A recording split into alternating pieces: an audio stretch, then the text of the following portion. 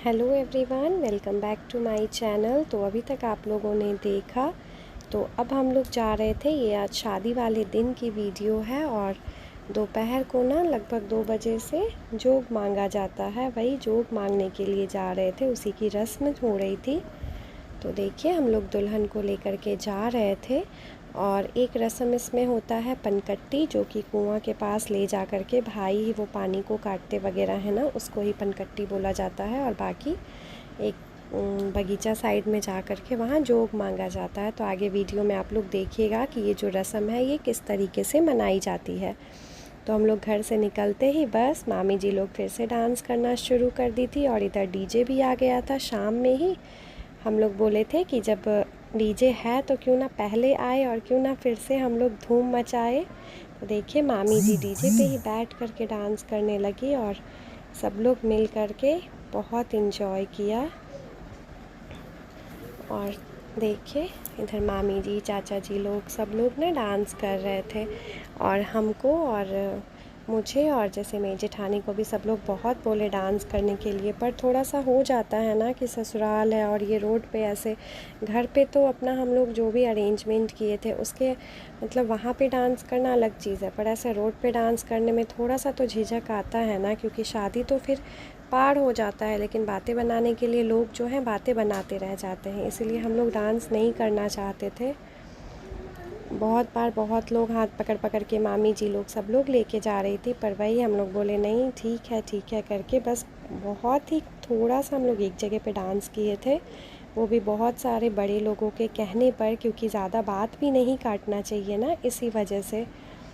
और इधर मेरी चाची जी हैं, सब लोग मिल कर के बहुत इन्जॉय किया। और शादी के बाद तो सब लोग बहुत ज़्यादा तो थक ही जाते हैं और हमारे घर में ठुमका लगाने वालों की कमी नहीं थी। हर कोई ठुमका लगाने में एकदम आगे था, क्योंकि भाई शादी था और किसी की भगनी की शादी थी, किसी की भतीजी की शादी थी, किसी की ननद की शादी थी और किसी की बेटी की शादी थी। तो क्यों ना इधर पापा जी भी मामी जी लोगों के साथ बहुत डांस करने लगे थे। सब लोग पकड़ पकड़ के ला रहे हैं और फिर डांस कर रहे थे और पापा जी बहुत खुश थे।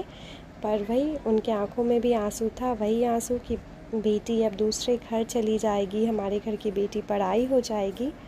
और अब यहाँ पे चल रहा था कुआं के पास वो पनकट्टी का रस्म, जिसके और यहाँ पे ना वो पनकट्टी का रस्म होने वाला था और सारी विधि विधान जो था सब कुछ बड़ी बुआ जी को बहुत अच्छे से पता था। वो नहीं होती तो पता नहीं हम लोग बहुत ज़्यादा प्रॉब्लम में फंस जाते। तो उनको बहुत ज़्यादा दिल से थैंक यू, क्योंकि वो सब कुछ लगभग बड़ी बुआ जी ही जो रस्म का था ना, हर चीज़ में वो आगे आती गई और करते गई।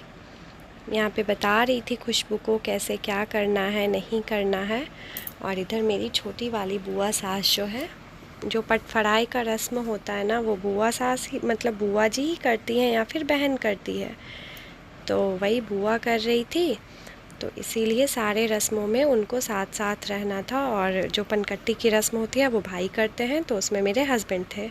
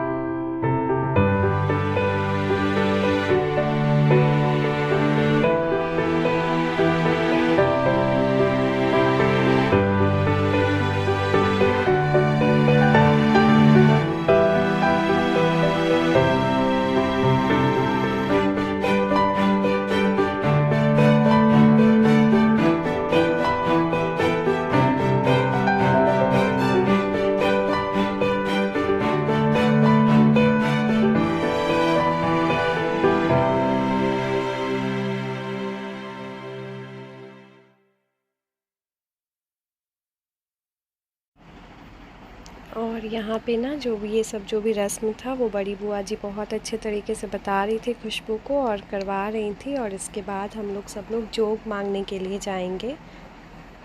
और देखिए ये ना कुआं पे ही होता है तो इसी वजह से। और उसके बाद बस सब लोग तब तक इधर ये सब रस्म चल रहा था, उधर मामी जी लोगों का डीजे पे डांस हो रहा था रोड पे वो भी। और मामी जी क्या मतलब हर कोई डांस कर रहा था। और ये रही छोटी बुआ जी।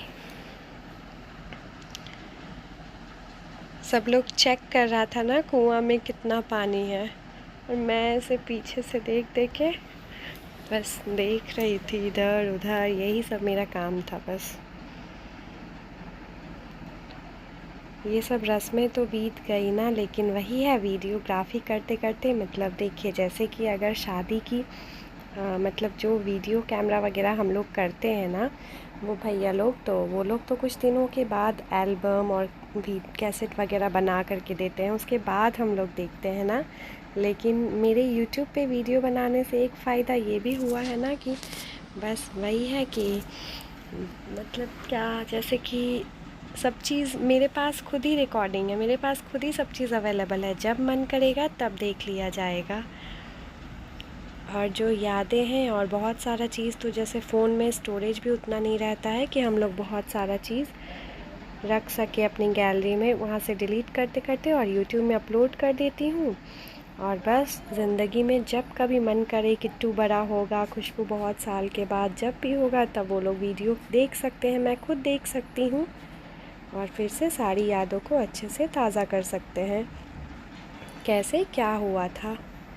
और ये इसी जो ये मटका जैसा छोटा सा है ना, इसी में पानी निकालना था। और देखिए ये किस तरीके से होता है। और बस ना जब जैसे कि पहले तो कुछ दिनों तक रेसिपी मतलब ना मुझे 2-3 साल से लगता था कि मैं वीडियो बनाऊं, क्योंकि जब मैं रांची में रहती थी तो उस टाइम टीचिंग लाइन में थी, पर जब भी मुझे जैसे मेरे हस्बैंड ऑप्स में ज़्यादातर ऑपरेशनल ड्यूटी में रहते थे तो मैं अकेले ही घर पे कभी 10 दिन तक अकेले, कभी महीनों तक, एक महीने भी अकेले रही हूँ। तो बहुत टाइम तो मैं रांची में अकेले ही रहती थी और उस टाइम पे किट्टू भी नहीं था, तो अकेले में वही पढ़ाना वढ़ाना जो होता था वो चलता था और फिर फ़ोन पे देखते रहती थी और ख़ुद भी पढ़ाई वगैरह करती थी।